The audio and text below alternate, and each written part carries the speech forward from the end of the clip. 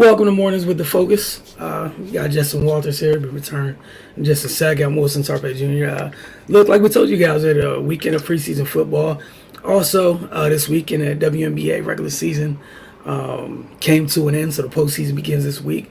That's where we're going to start today.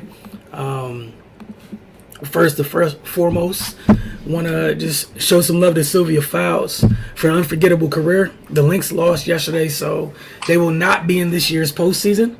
Unfortunate for all of us, we don't get to watch Big Sil in the playoffs one more time. But a hell of a career. One of the things that was saddened was she talked about this year. She appreciated all the love she got for fans, but she didn't get all energy. Kind of wasn't kept for the full 14 years, which is absurd because she was dominant for that long. As for the postseason bracket, let me get this up on the screen for you all. The way WNBA Playoffs works now, first round is best of 3, second best of 5, finals best of 5. Yesterday was the last day for the regular season. Like I said, the Mystics wrapped up their regular season with a, I think, 93-80 win over Indiana. You can get over to FocusTV.com or just Focus TV social media handles. You'll be able to check out Mystics Outlook there. First round of the playoffs begins on Wednesday. We got the 1-8 matchup with the Aces hosting the Mercury. Keep in mind for Phoenix, there's no Skylar, who's had a great year, and no DT either. Also on Wednesday, we have the 2-7 matchup. Got the reigning champs, the Chicago Sky, hosting the New York Liberty, which credit to them for making the postseason. It's again. Thursday's games, we got the 4-5 matchup. Seattle is hosting Washington. Also on Thursday's the 3-6 matchup. You have Connecticut hosting Dallas, who's without Arike Ogunbowale. She's expected to be she got injured maybe a week ago, and she's expected to be out through the first round of the playoffs. So if Dallas is able to upset Connecticut, if they're able to pull that off, they might be seeing the return of their star guard, which I'm sure no one would be upset about on the Dallas side of things. As for Washington, look, it's going to be a fun matchup with Seattle. Those two teams match up pretty well. I think Seattle won the season series, which is why they have the tiebreaker and why they're hosting this series. These teams have some playoff history. In the past, Seattle sweeping them, I think, in 2018. However, both teams won a chip since then. Seattle won the chip in 2018. Washington ran through the league in 2019. But they get to lace them back up and go at it once again. And also reminding, it's Sue Bird's last year too.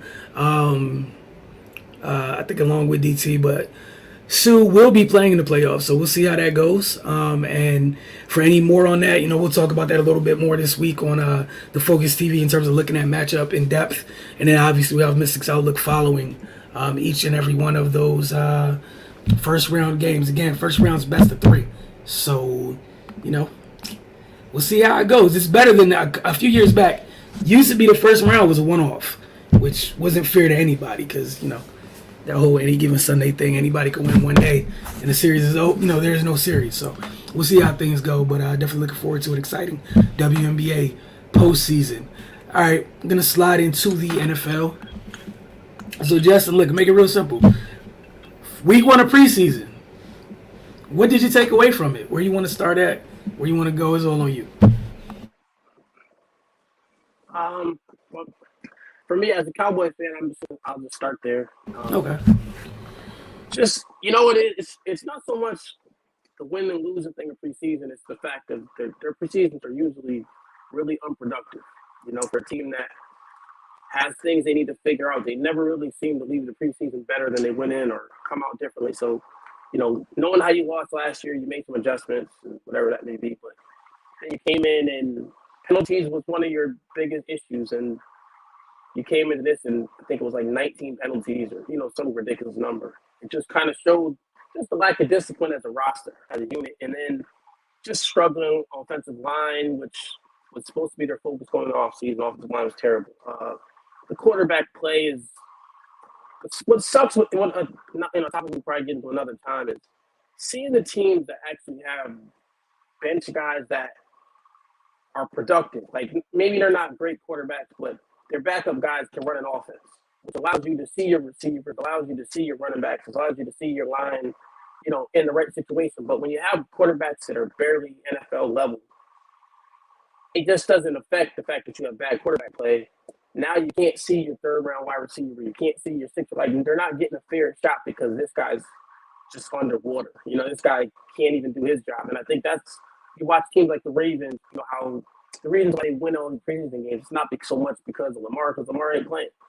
It's the second, third unit. It's just being able to allow the athletes to be athletes. And I think you don't see that from so many of these teams and, the better coach teams and things like that. I think that's why a team like Dallas is always going to struggle in the preseason, and it catches up with them in the regular season because of the lack of depth, because you haven't developed backups and things like that. But it was frustrating to watch. Nashawn Wright got picked on. Kelvin Joseph gave up a touchdown as well, but it was a crossing route against a bigger receiver. I would have got it, but just to see a team like Dallas is, they're in trouble right now. They're in a weird spot. We weren't able to see much from the backup receivers, whether it was Tolbert or I think Simi Folk a touchdown, but that was late for it. Just to watch them struggle so much against Denver. Baron Browning was Ed from Denver. He was unblockable, along with Nick Benito. So they could really be dangerous having four deep. Adding that to Bradley Chubb and Randy Gregory. The Denver Broncos could be, could have a dangerous pass rush where they can rotate, especially if they can get you to third down.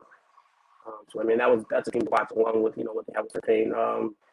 Well, Josh Johnson was their backup quarterback. I think he played the whole game, and that's one of the guys we're talking about. That he's just a mature guy, mature quarterback. He ran the offense and got the ball in playmakers' hands, and you were able to actually see those guys. Which that's what you want from those guys. I don't know any other games. The Jaguars again. I wasn't impressed with Travis Etienne. Watched him drop the easy pass when he's supposed to be a receiver. Again, he looks small too. I just see him as more of a space player, and they're trying to make him into this all-world running back, which I don't really see. And even in space, I don't really see it. But I mean, I get it more if you're saying you're going to use him that way. And I just don't see that player there's being sold. Lawrence made a couple big throws early in the game, but again, still looked like he was locking on the receivers, but it's preseason, so I'll give him the benefit of the doubt. Browns, Greedy Williams played well. The Browns have a ton of talent, and I mean, I don't know what you could expect from Watson. I mean, he ain't played football in a year and change, so I don't think all of a sudden he's now terrible. So when he ends up playing, this is a Super Bowl caliber team. If he's anything close to what he was, because that's just a deep, talented roster. MJ Emerson made a pick six, a really nice play. And I think if they can find a role for him, along with I think it's him and Greedy probably competing for that third spot next to Newsom and Ward, which they're deep at safety, Delpit's back. So I mean they have a chance to be a really dangerous team. And I mean even without them, I think they can just hold the fort. But again, at some point you're going to need that quarterback to be able to make big plays. That's what they're missing. Was it Jets Eagles? Was that? Oh, that was Friday. Yeah, Jets Eagles. Zach Wilson. Sucked to see him go down. Hopefully he'll be all right. Again, adding in any type of solid quarterback play to that roster, they could still be, because we don't really know what Zach Wilson is. So, I mean, if you added a guy who's just serviceable, they could be okay. Because the talent, it is a talented roster. They added a lot of players. So, again, having a veteran like. I don't know who that would be. I don't know if Flacco's going to play or Mike White.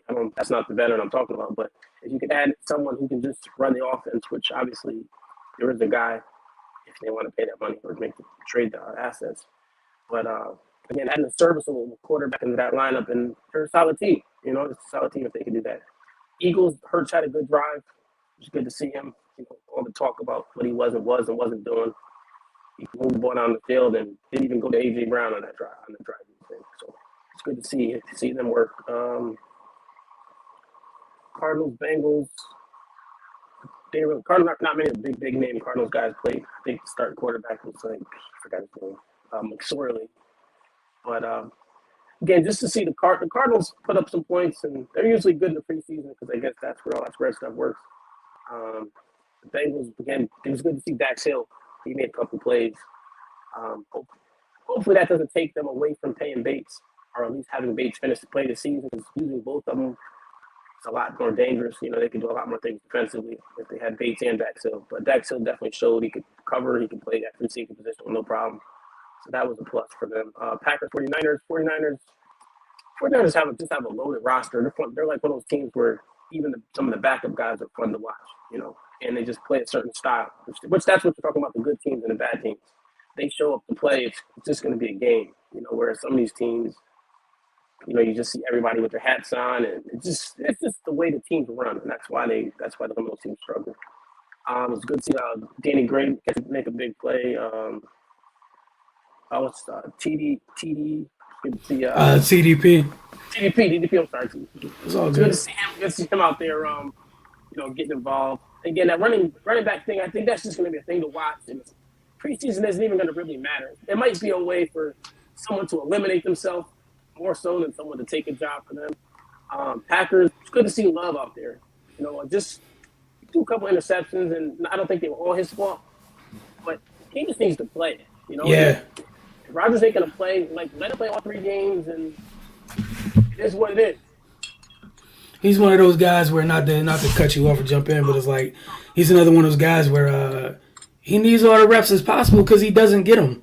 Like, he needs them, and to be honest, they need to know what they have. Because it's what, like, I get it. He's sitting there and watching all that, but like that whole sitting there and watching thing goes 2 ways. It's not an automatic recipe that everyone who sits and watches is great. No, sometimes it just delays the fact. It delays it until you find out that they're not what you thought, or they're not what they're not what you thought you drafted or whatever. And I'm not saying that that's the case for Jordan Love. I'm just saying it's saying that the point you made about the same point about Zach Wilson applies for Jordan Love. They fully don't know because.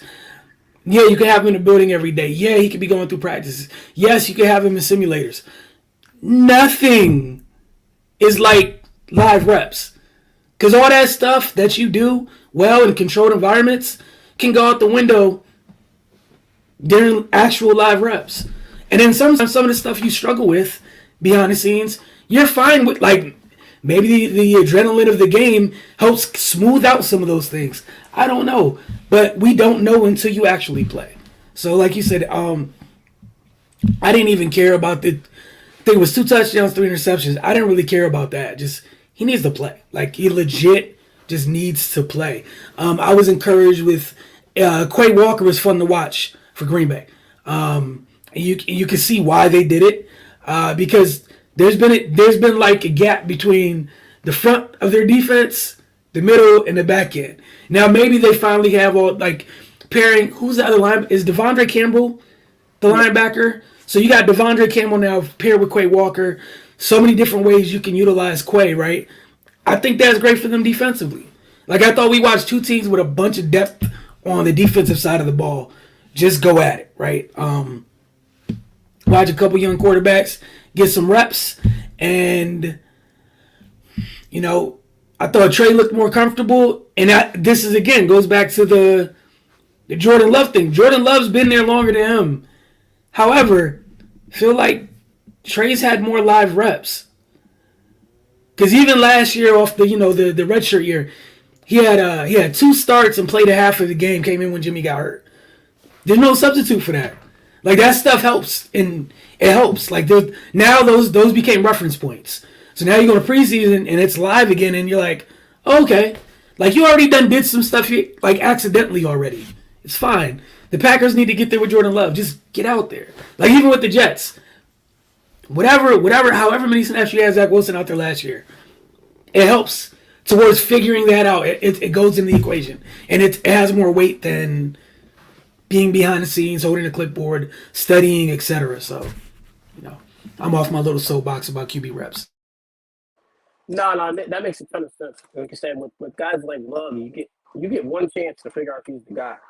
Whereas unfortunately, guys like even though the Tua situation isn't the greatest, he's had a couple coordinators who've been in the league, and just when it all clicks, it's just gonna click. Whereas with Love, if it clicks, we haven't even decided to run his offense yet. We haven't installed play for him because, in practice at any point, if Rodgers wants to rep, it's Rodgers rep.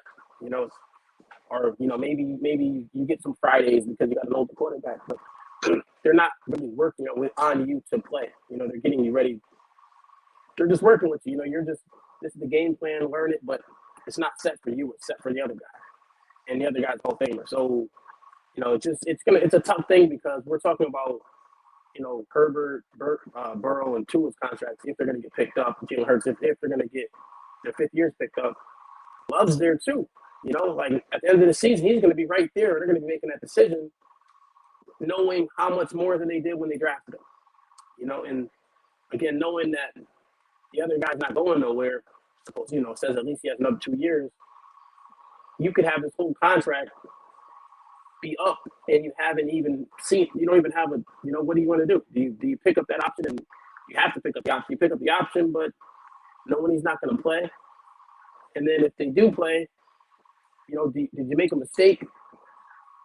It sounds like they told Rodgers he can stay as long as he wants anyway. So I think that's where it's a little funny. And you haven't worked up any trade value because he has to play. You have to play to do that, and that's where that whole that's why it's such a conundrum there, because he needs to get better, but he needs to play to do that. But at the same time, we're not taking Aaron Rodgers off the field in actual football so you can get those reps.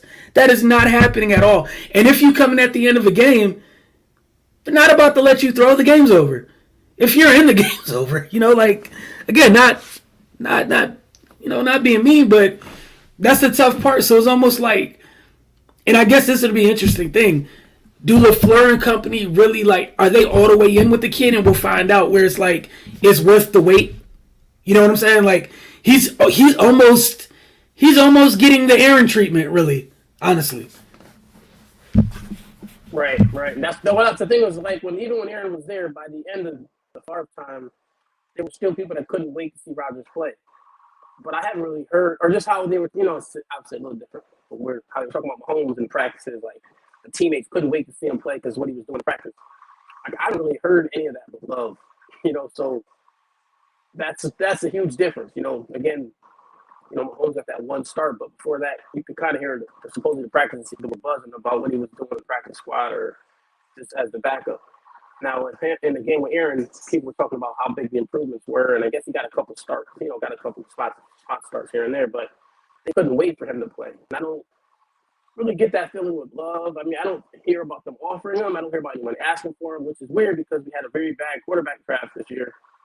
You would have thought his name would have gotten mentioned, The way, even think about the way guys like Tyrod Taylor just get picked up immediately. And again, obviously totally different scenarios, but certain teams that are grabbing, look at the backup quarterback situations right now. Look at some of the starters, Why wouldn't this guy be worth a shot, considering his athletic abilities, arm strength, potential, and what you haven't seen from him, as opposed to even Baker, I feel like this was more of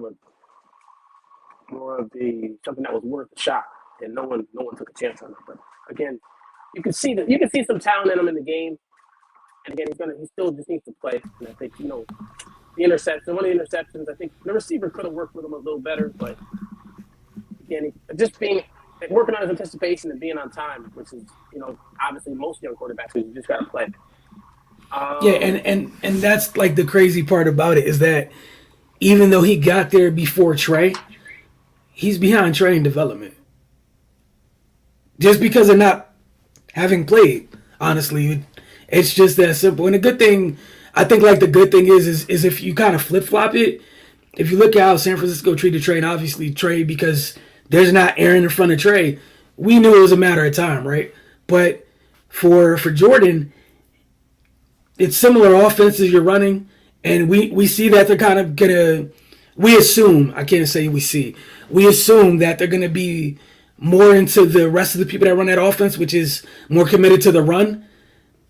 If and when Jordan gets his shot, it's not going to be all on him anyways, which I guess would be positive. But yeah, man, like you said, it is weird that nobody wanted just here's a second rounder. Let me get your highly, you're very talented young quarterback, and let's see what happens. No, so I don't know. Yeah, no, exactly. It's another thought I had was Carolina gave up the picks, a third next year, or whatever, something next year to go up and get Corral. And it's like, how much more would it have been for Love? You know what I mean? And Probably less, honestly. right, that was just a thought I had, and you don't even hear about any of that. But teams are moving around for draft capital just to get a name. When this is a first round pick, I'm assuming other people we know Flores had him as a first round pick. So maybe someone else did too, but I guess I don't know. We don't know what the words are behind the scenes, but just interested. No one thought about that. Panthers, Commanders. I saw, unfortunately, Gibson had a fumble early, which got Robinson right in there, which is kind of like sounds like what the coach wants anyway. He's on that weird. Him and Miles Sanders, they're on that weird rope of talented guys who the coaches don't have a problem sitting. And especially with Rivera, I think Robinson fits what they think they want. Yeah, but like it's similar, but like for the wrong reasons, right? Because like Philly says they want to run the ball, but Miles is actually like a capable running back. That just makes no sense. Like with Antonio, I get it because from a running back standpoint, the stuff he doesn't have, he may never get. Brian Robinson has all those things. Like I just think like they drafted. I don't think they did their homework wrong. Like I think they drafted Antonio Gibson to be a weapon. Cool, but I think they tried to have him on the field, so you had him at running back, right? I get it. They got to get a little bit more creative with how they use him. I think it's just that simple. Like it's fine. There's nothing wrong with it. Get more creative. Like that's the guy that if you wanted to be like, hey, like how the Jags want Etienne to do all that stuff. Antonio Gibson can do that stuff. That's fine. That's the guy you can do that stuff with, right? This guy not so much. And I think Antonio's very talented, but I think maybe this helps them use him better. Maybe. Now you have a guy where, like, in case anything happens to your wide receivers, like, that's a guy who would go in the slot and maybe cause some mismatches. You can have him in the backfield together with Robinson. Go raise some, go put stress on defenses. But, look, man, he's not going to be a better running back than the kid out of Bama. Like, there's nothing wrong with that. You just got to play to Gibson's strengths. And I think he was a weapon coming out, and they try to, like, you're a running back. Like honestly, like I'm not trying to say they should, but man, if you don't go like maybe go steal some of that wide back crap that San Fran does with Debo, like go do it with Gibson. Just go do it. That might be different ways to do it. Like or how Atlanta uses Kadero Patterson. Use him like that. No, exactly. Yeah, that's the thing is that's a skill set that kind of fits in the middle of everything they have that can take that offense to another level. You can pound between the tackles of Robinson. You have McKissick as a receiving back, but then you have all that group of young receivers, and now you can throw Gibson in as that middle between the two, which could really playmaker type to take that offense to another level. But I mean, first I guess they got to get to that first level first, but just the group of weapons that they have, it ties together because Robinson gives you that workhorse, and then you can just get Gibson touches in space, which is where he specializes in. He's just a football player. So, he's just an athlete who can make plays, but I think, like you said, they're trying to make him into they're pigeonholing him in this position where he's always going to make those mistakes. Like, he's always going to have issues. He's not always going to hit the hole. He's going to cut outside and try to make a home run when he shouldn't. But there's stuff he can do. You know what I mean? I think that the good touches are the ones that kind of blind people and make them like, oh, but look what he did here, and then the bad ones are the other side. So I think that's where like people like us, well, like myself, I have issues. Us and the staff are on different pages because the staff just see the negative of you put this play in, he's not running it right because he's not, he's not doing running back stuff. And then the rest of us are just like, yeah, but he's one of your best playmakers. Get the ball in his hands. You don't only have so many of them. I think that's the thing they need to figure out before they're all gone. Chiefs Bears. It was good to see my guy Brisker, Jaquan Brisker. He had a couple of good drives, man. He was everywhere, man. He's coverage, was making plays in the backfield, beating blockers. He's just he should have won in the first round, Yep. And for the group of people that are like, man, they shouldn't have, they had to take a receiver there, and now we know why. They had a player that shouldn't have, I think they feel the same way about Gordon. And two players that are on their Thursday board, and they made it to their 40s, and they're like, we got to make this. And again, at that point, me, I mean, I'm not sure if he was there. The only player who we'll probably get to later is who they could have took was Pickens, but I don't even know if he was there at that time. So, I mean, even if he was, I'm gonna be real honest. Like, if you had those two dudes rated that high as day one picks, right. So, defensively, you do what you need to do. I'm probably always gonna go that way unless like you had a top 10 pick. Then I'm gonna look at you sideways like, hey guy, what are you doing?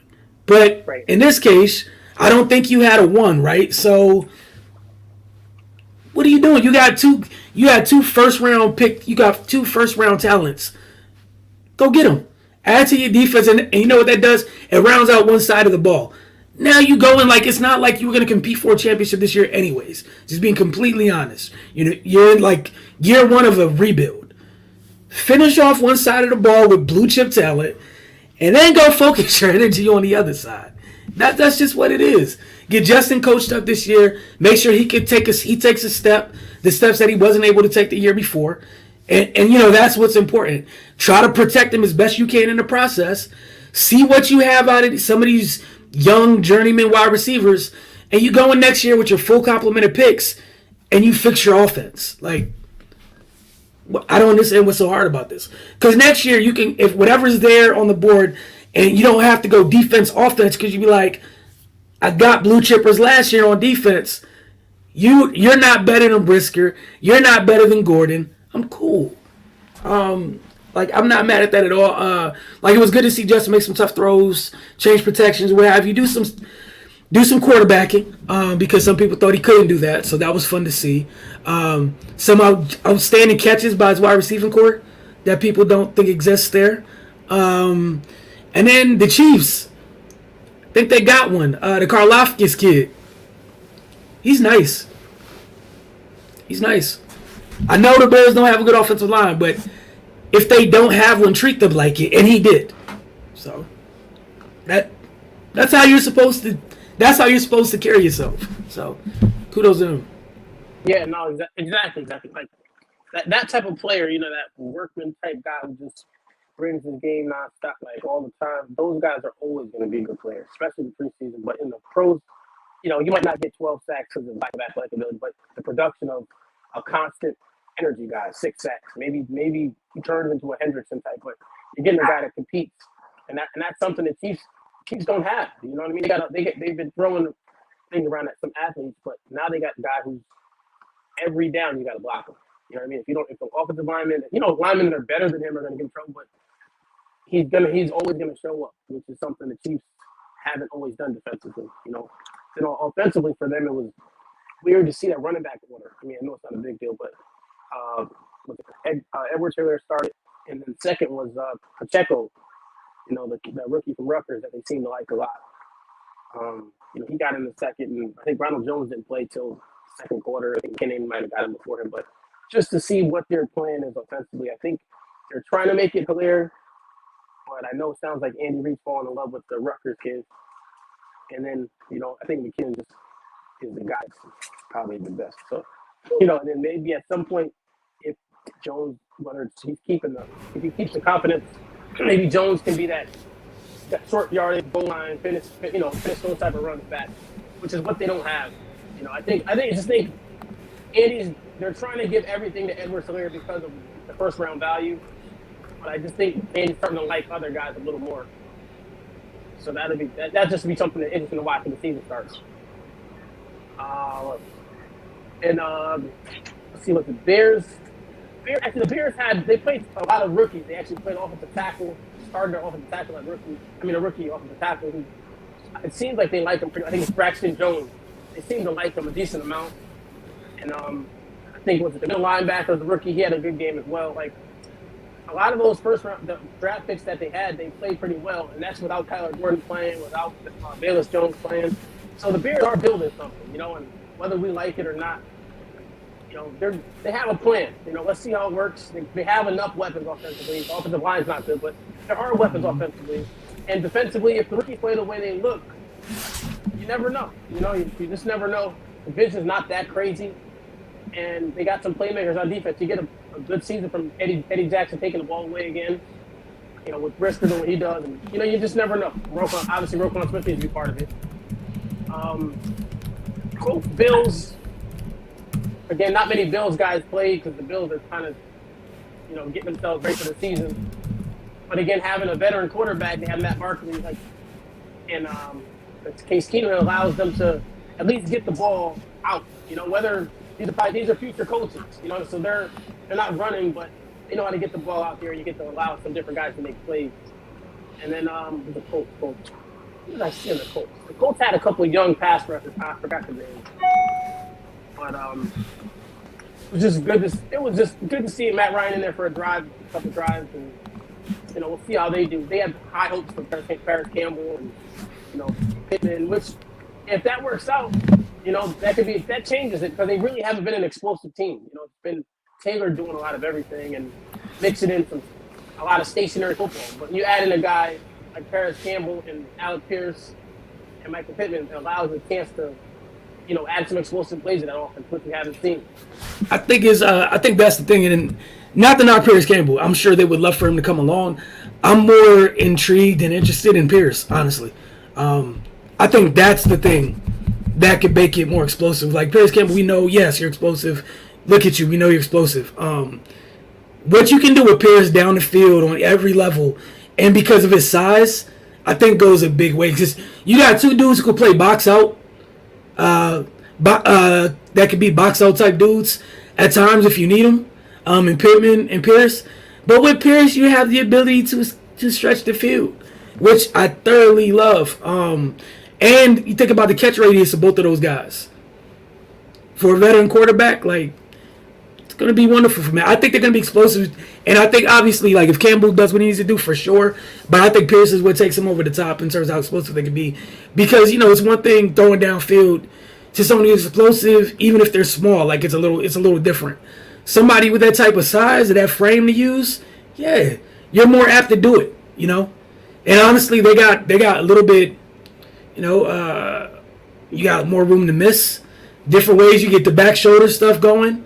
Yeah, I'm excited about that. And then didn't they draft a tight end? Another tight end to go with Mo Ellie Cox? I know I'm tripping sometimes, but let me think. Oh yeah, they took a dude from Virginia, Jelani Woods. I know. So you got Jelani Woods and Mo Alley Cox now. Yeah, I definitely think they could be more explosive. Because again, outside of Paris Campbell, think about all them dudes' body types. That's a whole bunch of put it on the top shelf. Hey, look, get to the sticks, turn around. Let me put it right here. Think about what it looks like, how many red zone targets that is. Yeah, I think that offense could be better just by improving the quarterback play, which I think they did just by adding someone who's been around to see a lot.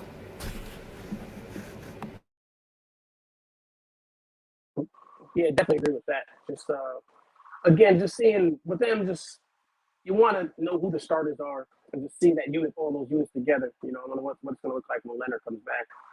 And then offensively, like I said, the weapons are there. Just how they put it together. Like I was saying, a guy like Paris Campbell, those other guys. They're the key to the offense. He's the guy that if we could sprinkle him in and give them the occasional big play that the offense is lacking, whether it's more after catch stuff, if that works for him. And again, like you said, Pierce and Pittman, that gives them two big guys outside who can actually get open. Not just contest the catch guys. They can do a little more than that also. Seahawks, Steelers. Seahawks. I mean, I don't know what to think of the Drew Lock second half, but I mean, we kill him when he doesn't play well. It was against all backups, but I mean, he looked good in the second half for what it's worth. Steelers, all three quarterbacks played pretty well. First drive by Mitch was actually pretty impressive for me. And even it's funny, the second drive had a good drive going, and I think it was the thing that hit me that separates guys like him from that next tier. There's always a throw to keep a drive going that they miss.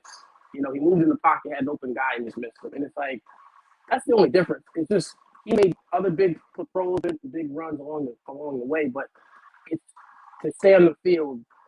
You got to make the play to stay on the field, and that's how you lose games. he hits that pass, they get a first down out of the field goal range. They might not run and go for a touchdown, but instead they got a punt. And it sounds dumb, but you see it so often on Sundays. It's just one play here and there that separates the bigger name guys from the other guy. Like a guy like Stafford, who can play bad sometimes, but sometimes at crunch time, he made some of the biggest throws, last year at crunch time, which it erases all the mistakes he made. So a guy like Trubisky, he had some good drives, had a good drive, and had a second one working until he missed the throw on third down. What's his face? The backup guy, which I hope doesn't get the job because I hate watching him. Oklahoma State kid. What's his name? Mason Rudolph. So again, he played well. I think in their lineup, whoever gets to play with Pickens is the cheat code because they know they can just throw it up at any point. And Mason actually was the one that got to play with him, so he made a nice rainbow throw. And again, Pickens made a great job by being late with his hands and kind of nudging the DB to make the throw look better than it really was. Again, Pickens. The thing with Pickens is, man, it's just you can't put it into words. Okay, there's a lot of body types that come out like that, and we're like, oh, that looks like a pro. That's what pros look like. But the way he plays, it just transitions easy. You can see it, like when we watch it, you can see that in the pros. And he's always going to make plays. I'm not saying he's going to win every route, but he's always going to make plays. And that's what the thought for me watching it was just. I mean, obviously, I know there were some character concerns, whatever. I don't know any of that stuff. But you plug him in. There's no other receiver in this class who you plug in any lineup, and it elevates your receiver group automatically. Like, I look at a team like, whatever, just say the Bears, okay? If I put him at the top of that receiver group next to Mooney and Komet and the other guys they signed, that's a legit receiving group because I know what I have. I take him and I put him almost anywhere. Even Pittsburgh, who's already a loaded receiver group, it don't look the same now because we're like, well, how you going to guard Claypool as number 3? You know what I mean? Like, yeah. Pickens just automatically just does that to any lineup he goes. I mean, if he was on Dallas, like, it's just what he does is he gives you that weird number 1 vibe. Like he's going to make his plays, whether he's the 1 or the 2, he's so good, you're not designing plays for him, which is one of the things we talked about is no matter what you do with him, he's going to make his plays, which there's not a lot of guys like that. Because you look at the rest of that receiver class, we could see a million ways why they could fail, each one of them. Okay, this guy might not work because this. Oh, well, like Chris Olave, Michael Thomas is back. Or this guy, it's like, well, now they got a scheme for him. You can put Pickens backside and just give him whatever route's there. And if it's one-on-one, he can win. If it's zone, he can win. His hands are ridiculous. He's better after the catch than you think. Like, there's nothing that's going to stop him. No matter where you throw him in, he's going to find a way on the field. Which some of these other guys don't have. And he's the sure thing. I'm not saying, and again, his only concern really is when he got in a fight on the field. Like, I don't, like his concerns coming out of college weren't things that were like extreme injury, and he got in a fight. So, like, other than that, we don't really have this insane character concerns, which, depending on where you are, some coaches like when you fight. So, I mean, like, I don't know. It's like, I don't really see anything about him that says that he won't work besides if it's off field. Because on the field, there's nothing he can't do. He can fit anywhere. Even with these quarterbacks they have, he's already a guy they trust. And adding that to the way his skill set fits next to Deontay Johnson, and then you just add Claypool and you add in Austin. These quarterbacks don't have to be special. You got a guy who can win. I don't know. It's really interesting to see what Pittsburgh does because I know we're trying to say their quarterbacks don't match up to the rest of the division, but they don't have to. No. Because, that receiving group, I'm not saying it's on the level of Cincinnati, but it can do a lot of similar things, win in different ways, but they can all win, and that's interesting. It's an interesting thing to do. This is the thing. I think people thought too much here for no good reason. It was just injuries. It was really just injuries, and we've seen worse players get drafted with injury concerns. So I just think people thought too much, and it's going to cost some of them. Because like you said, he's one of those guys where wherever he goes, the room shifts around him. It's not him fitting in. Like, he's going to be him. And again, no one has any question from a football perspective. Or if you do, I don't know how you got there. I'm trying to figure out how you got there, but And kudos to you. Just please show your work because I'm probably not going to agree. Like him and, like for example, him and Justin Ross, it was just injuries. That's it. To both, and it was just a matter of George's weren't to the extremes as Justin's were. That's it. But both of them hit college, and both of them made it look like, oh, this is easy. And everyone was like, oh, man, I can't wait to see him in the next level midway through their freshman years. And then both never really got back to being healthy again. George George came back, though, at least. So, he's in a better place than Justin. And his injuries weren't as scary as Ross's were. But, my whole thing is, someone like that, if you had an extra first round pick, I don't even call that a waste. Like, that's a great bet because it's just if he plays. Like, I'm not literally concerned about, oh man, we get if he gets a little stronger. Nah, it's just, can you be available? You know what I'm saying? So that's a totally different discussion. And there's like teams that don't have like number ones. We're gonna revisit this draft and wonder what you did and why. Honestly, like. Because Pittsburgh, go ahead. No. Even KC and Green Bay, like as much as we love what they did, maybe not even in the first. Because the thing about these teams was you had the second round pick. Like Green Bay moved up to take Christian Watson on day 2. They could have still took the 2 defenders they took and moved up. They moved up day 2 and took Watson. And I don't know.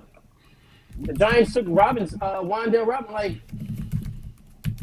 I don't know. It's a weird because same thing with Alex Pierce to a degree. He went. A lot of receivers went. I think he went 60 something. So that number 1 build, like the prototype number 1 with athletic ability and good footwork, and I don't know what made people push these guys down the board, especially a guy like Pickens, because like you were saying. You look at guys that come in for the big conferences on the biggest stage as freshmen and step right in. Pickens did it. Surtain did it.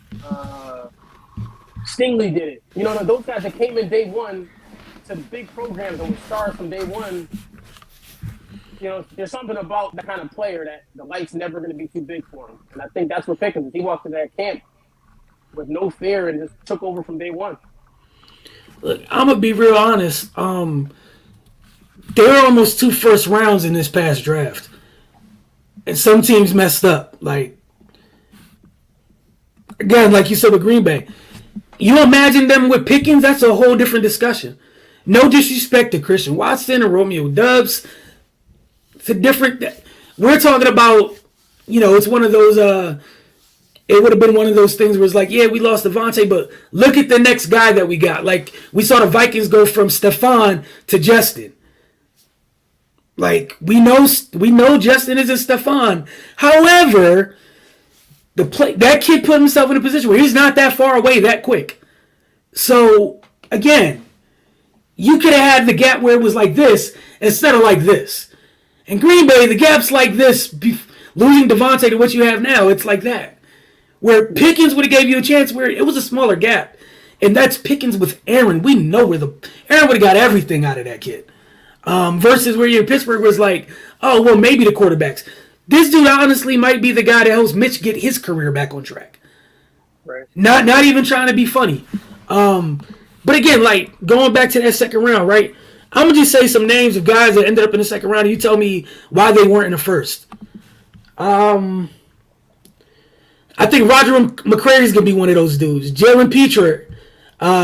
You mentioned Kyler Gordon. Boye Mafe already looks like it was worth it, right? Andrew Booth. Kenneth Walker. Wandale's looking good already. Fedarian Mathis for Washington. Looks like he's going to be that guy starting in the middle of that defense for quite a while. You're going to circle, like, it doesn't matter, like, where you move John Allen to or whatever. You paid him, that's great. But that's going to be the guy that eats the double teams. He's going to be right there for them for the entirety of that contract and maybe longer. You're already getting like return on that investment. You talked about Brisker. Man, there's a world where if Brisker pans out, you can trade Eddie Jackson and figure out what you want to do in case you want to. You don't have to. If not, you got a heck of a safety pairing, right? And Brisker's shown us just that quick. Like, he's a player. I know it's just preseason, but the guys that look like they're supposed to be there, they show you that quick, you're comfortable with, right? So pretty much, I guess I'm just saying guys that flashed already. Tyquan Thornton. We've seen Cam Jurgens already. You mentioned Pickens and Pierce. Pickens and Pierce went right before Sky Moore. And keep in mind, Kansas City, if they stayed at 50, would have had their pick of all of those guys because they traded with New England, and New England took Tyquan. But KC had the 50th pick. So they would have had an opportunity to choose between Tyquan, Pickens, Pierce, Moore, whoever. But they end up with Moore. Who else is over there? Drake Jackson went late. James Cook, who's flashing in Buffalo, went near the end of the second round. Like, this is definitely one of those drafts where we revisit what the decisions that people made in the first couple rounds, especially in the second round, because again, there's multiple guys that went in the second round who are better than some of the guys at the same position that got drafted in the first round. Mm-hmm. Yeah, even just to go with that, like I know I did a mock. I had Minnesota taking Booth in the first round. They got him in the second round. You know what I mean? Yep. And everything I heard from campus, he's been balling out. You know, I haven't watched the game, but every day you hear about Booth making a play. Same with, you know, there's a lot of guys, a lot of talent that went in that second round. Where did Sam Williams go before or after Pickens? Sam Williams went after Pickens.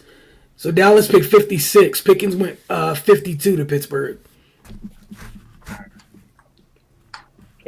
I can't blame Jerry now. No, you can't. You can't.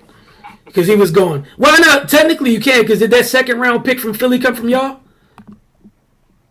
I think it's old. Okay.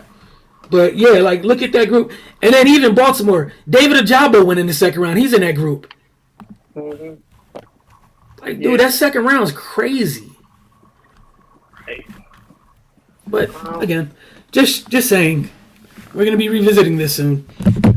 Also, they have. I saw a stat: Steelers linebackers got beat for eight for 8 completion. So their linebacker group needs some work. I guess besides Miles Jackson, the only one standing out. Devin Bush is he's coming back from injury still. So hopefully he'll get right. And even then, having Miles Jack there, and they said he looks just like the player that he was. It's funny how these guys end up in Jacksonville, and we think they lost it at 25, you know, and then they leave and are back to the player they were. You know, you don't go from that type of magic. These are world class, like guys like Miles Jack. These aren't like average athletes. These are guys that, you know, he played running back in college, in college with linebacker. So we're talking world class athletes who can do everything. And you put them into a winning atmosphere where, you know, when you know the goal is to lose, you can say you give it 100%.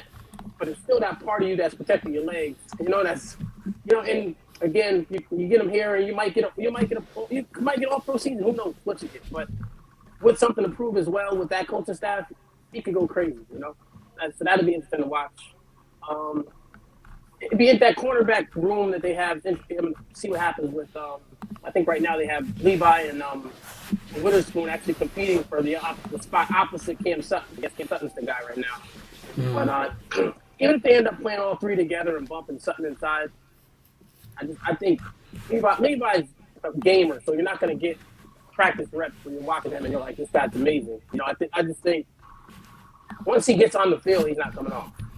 And same with Witherspoon, his game is kind of, you know, that one-on-one stuff, he's probably perfect for, you know, the matchup type stuff. And that's his footwork and length and things like that. I just think he found his home last year. He was playing good football for the end of last year for them. So it'll be interesting to see how that works out. Seattle was seeing Kenny Walker. I think he's gonna be a good back. You know, I don't think he's special, but I just think he fits with what they do. You know, he kind of looks like plays a little bit like Penny. You know, I mean, Penny actually showed some home run ability last year, but Walker's just going to be above average, serviceable guy who, you know, just allows him to keep moving the chains. Dolphins, Bucks. Not many. Most of the main Dolphins guys didn't play. It was good to see. Was the rookie Skylar Moore got a full game? Not Skylar Moore. What's his last name? Skylar. So with the Dolphins, Thompson. Yeah. So he played a full game, and was good to see McDaniel running a lot of the Dolphin stuff, and it's funny to see the way they were able to be that efficient with the third string quarterback who was the 7th-round pick, and none of the main receivers, and they moved the ball anyway. And that's impressive from a coach who's a younger guy who you wonder how he fit because he just kind of looks. Obviously he didn't play much. He hasn't played any football in his life, but he just to see how that locker room responds to him. As of now, it seems like they love him. And he froze the kicker at the end of the game, and it actually worked. So it's little dumb things like that, but you can see him winning that locker room over, already.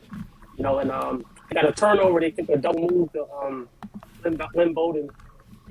Perfect call. Which I guess the Miami fans aren't used to that. The team taking a shot and getting throwing a deep ball and things like that. But they better get used to it. So they're gonna be fun to watch. I think they're gonna be really good. Even just hearing about the practices that last day where they destroyed Tampa. I know supposedly it means nothing, but to that team it does. That team wants to believe in that quarterback, and more importantly, I think they want to see the quarterback believe in himself, and I think that's the point the team is giving them, which is going to allow them to carry himself differently, and the team to carry itself differently. Tyreek's been already worked his weight in gold already, despite not playing a game yet, because of what he brings to that team, that swagger. Even just what he's going to do to Xavier Howard. You could see the way him and Howard talk, where now Howard he's going to view himself as that type of player. I'm in the corner, and battling Tyreek every day only helps. I don't know, did you hear what Carlton Davis said after one of the practices? He's just like, there's no one like Waddle and Hill. Yeah. And this isn't a bad corner. Like, this is a guy who just got paid as a number one corner for that team. But you got to think about it, though. Like, and no disrespect to him, bro, if you don't have the speed to deal with them dudes, you're already down you're down so bad it doesn't matter. You can take your technique and throw it out the window. That is not regular speed. That is I'm laughing at you before I hit the gear. There was one of them passes Tyreek caught in practice. I felt bad for the safety. Safety came over the top like, yo, doing my job. He was running with him, and I swear I saw when Tyreek shifted into the other gear, and the safety was like, yep, I'm out of the play, and started pulling up. Right. Like the other thing we saw, it looks like someone mentioned it, that's there on the ground there. They got Tua throwing the spots, and them dudes are so damn fast. You can throw to the spot, and they're coming out of nowhere and catching the ball. Right. And that's one of the things where, going back to something I see on this side, where I'm used to is not to throw to the spot, but they teach accelerating through the catch point at 3,000 miles an hour. Now, if they're teaching that to people who aren't that fast, yes, you have to throw to a spot for people who are that fast. And that's the thing. Like, for those dudes, they're that freaking fast. All right, so on this play, this is the spot the ball needs to be delivered at. But, coach, I don't see him yet. Don't worry about that. This is the spot. The confidence it gives you where, oh, yeah, the defense doesn't know it, but here's Waddle. Here's Hill. People are like, oh, man, he threw in a triple coverage. It wasn't triple coverage. Just Tyreek wasn't there yet. And then Tyreek was, and then it wasn't triple coverage anymore. He was by himself. Like, nah, those dudes are going to raise hell. Like, just being honest, they're going to. And you think about all the misdirection that's in that offense and everything else. And then now when you take shots, you're taking shots with two of the fastest dudes in the league.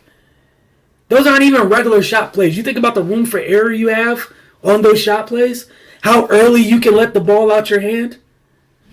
You don't have to wait to make sure they're open, or is he even? Nah, man, even if he's not even, he won. Just throw it out there. Yeah, they're going to be fun. And I think Tyreek brings, it's a little bit different. So Debo brings it by setting the tone physically. I think what Tyreek brings to the table is just that confidence. He's going to be their tone setter. It just won't be done physically. I think Tyreek's maybe just more vocal with it, but yeah, you can see the effect it has. You get one of those guys like that where, those primetime playmakers, yeah, that's infectious. Because like you said, if you're a corner, I got one of the toughest dudes to guard in the league telling me I'm like that. Yeah, I'm going to feel like that because guess who I don't have to guard every week? My teammate. Right. I don't ever have to guard Tyreek Hill if you're a member of the secondary on the Dolphins. I got to deal with that. Practice is always going to be tougher. I never have to see somebody like you on the other side. So, I mean, yeah, they should be fun, man. I really think they're going to be fun. Oh, with Seattle, I want to give credit to their the rooks they had on offensive line. Cross and the other dude, I forgot dude's name, the other dude. But I thought they were solid. Lucas. Thank you. So, Cross and Lucas, I thought they were solid. Like, we see them trying to get back. It's so funny. We see them trying to get back to what they were before they, became this past iteration of Seattle with Russ and LOB trying to get. Not that they're building LOB again, but in terms of being a team that can run the ball and play defense. We see them trying to get back to that, and we're seeing that happen. My guy Dab said Tyreek's presence alone will create endless space for the Dolphins. Yeah, I mean, him and Waddle, just speed is speed. Like, speed kills, and that type of speed is different. Right. It's like you're saying, that threat of speed, like that threat of the speed opens up windows that you don't even think about. And I think that's where a lot of the talk of Tua doesn't throw the deep ball, or like your definition of deep ball is, I mean, how many guys beside Moss were just putting their head down and running by people? It's when you catch that thing on the run, that's just as dangerous. And the way these guys are shooting through them zones, that's where you split a defense and catch a guy flat-footed. That's at that speed. And them guys, when they get the ball in their hand, it's just they're faster. When they're chasing the ball, they're faster. Like, your speed, you don't even know. Like, he runs the 4.2, but if you throw the ball to a point where he has to go 4.1, he probably could. Especially if he's moving. And that's the luxury that they have that the defense doesn't. So even if defense, where technically you're accounting for it, if that safety's leverage is a little bit off and your guy, they don't. Like, they're watching it on tape. Like, this is the leverage you take, you should be fine. And Tyreek or Waddle comes through that thing, like as Justin said, they're coming at Mach 3. It doesn't. Your leverage is out the window, dude. Because if you're a safety, you're at 4.5, 4.4. They're moving at 4.1. It's irrelevant. It just doesn't matter. They're breaking sound barriers, and you just gotta hope that the throw's off. And that's the other thing is, like, people always think throwing deep means the ball got to be in the air for 50 yards. No, it doesn't. If them dudes win early in the route, let it go. Let it go. If it's a 90-yard touchdown, the ball was only in the air for 25, that means your wide receiver is like that, okay? They're like that. You don't have to have the big arm. But if you do have a big arm, yeah, then you can 2 seconds into the route, you can just hang that thing up there and they can go get it like it's a luxury. And especially in that offense, those windows are going to be exponentially larger because of the threat of them dudes' speed. Gesicki's going to enjoy the hell out of his new life. Like, really. He's going to have all the speed in the world. Seams just going to be free. Middle of the field should just be open. Like, you think about even like some of the little misdirection plays where Tyreek or Waddle's going to sift back through the opposite direction. Yeah, it's a 5-yard pass, but them dudes, that could turn into 60 at any time. So now every play action has your defense reacting to it. The little ghost motions. So one could be going into motion to open a shot up for the other who's not. Like, they should be fine, man. Like, again, got every reason to be excited about it, man. Yeah, definitely. Who else? I see Rashad White made a Rashad White. I like Rashad White. I think he's going to be a good player. And even just the stuff he can do in the passing game is different than Leonard. It's just, he actually can. It's not just flares. He can actually run routes. And he's big enough to actually handle the ball in traffic if you want to run him. And run him between the tackles. Like, he has that kind of size and speed ability. But as a route runner, he actually can really get open, which is something Brady lived off of in New England. So having a guy who can actually do that, it's cool. He probably just got to prove that he can hold up the pass pro. Just so that they can trust him. I think that's what's going to keep Fournette on the field over him. But what he can do in the pass game as a route runner, I think, just adds to that offense. Which, I mean, they've got a ton of weapons anyway. But easy completions, you can't turn those down. No, I think Fournette's on borrowed time anyways. Like, that's the insurance policy. Like, it's a transition. It's up to White in terms of how quickly that happens, honestly. Because, like you said, you can do the Fournette stuff, and there's a plus that you have on it that he doesn't. Right. It's not just swing passes, like you said. And who in the world at quarterback do we know loves backs that can do like That type of stuff. Like Rachaad White is like a mix. He brings you some of Leonard Fournette, some of the James White stuff. He's like the perfect running back for Tom Brady. Like legit. You don't have to have it. It doesn't have to be separate dudes. You can have it all in one. So yeah, I expect as the year goes on, like they should be a nice 1-2 punch, or we can see at some point that he kind of, hey Lenny, thanks for everything. Let me get those snaps. But we'll see. But yeah, I think it was a productive first week. We'll see how things go. Obviously, there's gonna be a bunch of teams that we don't see their starters at preseason at all. Especially the teams where the some units been together for a while. We don't need to see y'all. Right. Yeah. Get your bodies healthy. Get ready for a 17-game regular season. We need to see y'all at all. Honestly. You know what? If you're a Dallas fan, feel free to know that even though your starters didn't play, that Denver kicks your butt in practice for 2 days too. So, the dress rehearsal practices, which are probably more important than the actual game. Mm-hmm. Someone actually posted the whole video, so I watched that. And Denver dominated them on the field too. So, your starters would have lost as well. See, and that's one of those things where I was saying last week. I'm excited about his I don't expect to see any starters in the Niners-Vikings preseason game this week because they got joint practice. They got the joint practice. They got the Wednesday and Thursday this week. I don't expect any big name player for either team. Even some of the top young ones won't be on that field on for a preseason game. Like, it is what it is. This is going to be end of the roster guys. Like, they're going to get some great work in, and that's that. And like you said, that's what happened with Denver and Dallas. Like, why would Russ play? He saw your starters in practice. Right. We saw Denver's defense harass Dallas's offense in practice. Like, they need to. Right. So, I mean, we'll see, man. Did you have anything else before we get out of here? Yeah, I'll go the Texans, Damian Pierce. Oh, yeah. Looks like he's going to be the guy over there. Again, he was good in college, just at the wrong team. He played for Florida. He'd have big carries and then somehow end up with 7 carries a game, but 7 for 75 yards. But they wouldn't stick with the run game. So that sounds about right. Yeah, that's bad coaching. Also, you got we knocked him last week, but Trevor Penning played a good game for Saints. Yeah, I saw that. I keep seeing that. He didn't fight anybody. So gotta give him that. Because we definitely knocked him when he's doing something stupid. So gotta give him. That's fair. Yeah, I've seen a lot of people saying he played a good clean game. So I mean, that's what you want to see, especially if you spend a pick that high on a tackle. Like, yes, come in here, play clean, be good at your job. Don't give up pressures, what have you, especially in preseason. And kudos to him, like you said, we're gonna give him, when he's acting like a jerk, we gotta give him credit when he does right. So kudos to Trevor Penning. Right. We got Seth Williams on the Broncos, had a good game.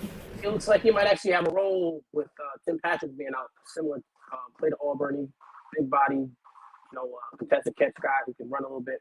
So I mean, this might be his second chance, with being able to slide in that role. He had made some big catches against Dallas. What else we had? Rams Chargers. I didn't get much of that game. Bryce Perkins, that quarterback, played. I think he played the full game. Played a good game. It shows that he might be able to take that number 2 job from was it John Wolford. But just to see another quarterback that actually can spread the ball around and he can move a little bit too. So kind of looks like one of the Ravens guys. But to see him hang out in the league, that'd be good to see. And Vikings Raiders, I watched some of that yesterday. It's weird to see how I guess Stidham looks pretty good over on the Raiders.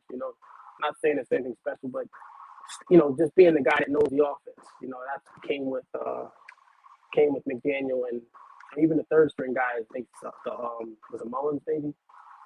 Just brought in a bunch. Oh yeah, they got Nick Mullins. Yeah. A bunch of guys that look like Carr. Just a bunch of okay, throw the ball a little bit.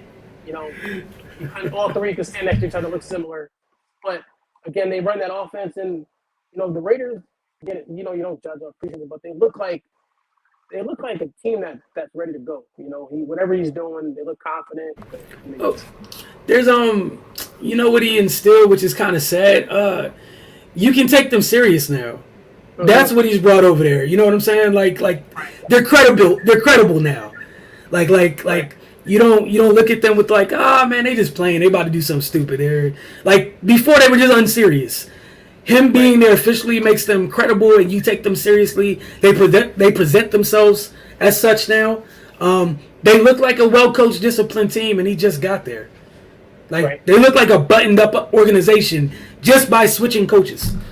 Right. Good point. Yeah. Last one I say is Kellen Mond actually played pretty well. You know, they're gonna show that one pass where he missed the receiver, but he was running for his life. But he had 9 for 14, 119 yards, 2 touchdowns. You just want to see him grow. You know, he's behind us, the guy who just pitched in starter. Why not just teach the kid, like, work with him, whatever you need to work with him, and see if he's ready by the end of the season. You know, like, it's a project, but there is talent there. And then there's a running, when I was watching the game, there was a running back, I felt like, number 26. I'm not even going to pretend to say his name. Kenny Nwangu. But I'm looking at his stats now, but it wasn't even about the stats. It was just the way he was moving on the field. He just was moving at a different level than everyone else. You know, and him and Ty Chandler from Tennessee, but 26, he looked really good out there, man. And I think, I'm pretty sure he got some carries last year during the season for Minnesota, but he looked legit out there yesterday. So just again, when I watch the player and he pops off the tape like that, it makes me just like, I'm taking note of the name. Nah, for sure. Again, that was just week 1 of preseason. You know, we'll check in with you guys tomorrow. We'll figure out what's on the docket then. So we'll be checking in, as always, again, like I said at the top of the show. Some of these mornings we'll be talking about WNBA Playoffs games that have happened the night before. I think the first morning when we'll be talking about that will be Thursday, because people play on the first set of games is on Wednesday. So again, Wednesday night we got Aces and Mercury, and then Chicago Sky hosting New York Liberty. Thursday, Seattle hosting Washington, and then Connecticut hosting Dallas. And then Jess and I will talk with you guys about, you know, just whatever happens in the NFL. Cuts are coming. Cuts started this week. I think the first round starts tomorrow at 1 p.m. Where, you know, some teams already cut them, but I think it goes from 90 to 85, and then, you know, start whittling down between then. But thank y'all for tuning in. Y'all enjoy the rest of your day, and we'll see you tomorrow mornings right here with The Focus.